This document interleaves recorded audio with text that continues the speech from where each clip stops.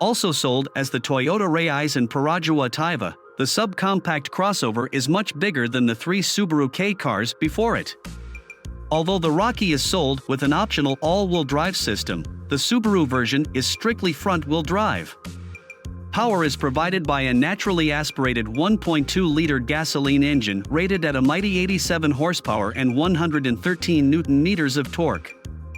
The 3-pot mill sends its muscle to the front axle via a continuously variable transmission.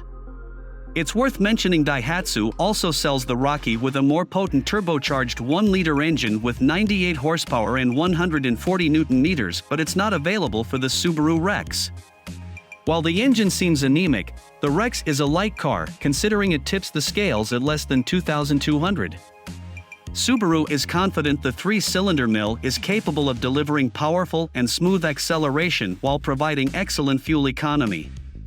There are even driving modes available for what will primarily be a city car. Available in G and Z grades, the new Rex starts at $13,000 and rises to $15,600 for the better-equipped model.